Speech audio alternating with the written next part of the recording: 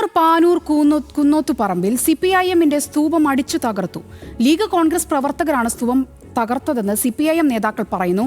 തെരഞ്ഞെടുപ്പിന് ഫലത്തിന് പിന്നാലെ കണ്ണൂരിൽ വ്യാപകമായ അക്രമങ്ങളാണ് റിപ്പോർട്ട് ചെയ്യുന്നത്. കണ്ണൂരിൽ നിന്നും നിഖിൽ ചേരുന്നുണ്ട്. നിഖിൽ, തെരഞ്ഞെടുപ്പിന് പിന്നാലെ ഉണ്ടായ കണ്ണൂരിലെ അതിക്രമങ്ങൾ അവസാനിക്കുന്നില്ല അല്ലേ?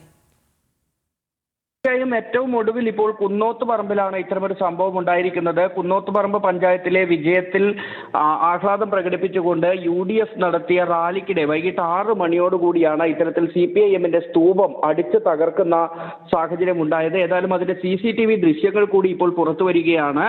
അതായത് ഈ റാലി കടന്നു പോകുന്നതിനിടയിൽ ചില ആളുകൾ തൊട്ടടുത്തുള്ള ഒരു വീടാണെന്നാണ് നമ്മൾ മനസ്സിലാക്കുന്നത്. അതിന്റെ മതിൽക്കെട്ടിനകത്തേക്ക് കടക്കുകയും ഒരു ചാക്കിനകത്ത് കെട്ടിവെച്ച ആയുധങ്ങൾ പുറത്തേക്ക് എടുക്കുകയും ചെയ്യുന്നു.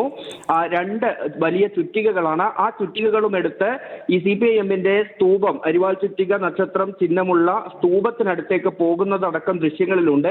പിന്നീട് നമുക്ക് കാണുന്നത്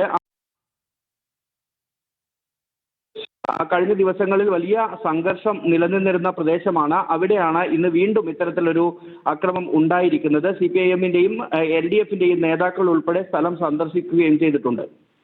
ശരി, നിഖിലാണ് കണ്ണൂരിൽ നിന്നും വിവരങ്ങൾ പങ്കുവച്ചത്.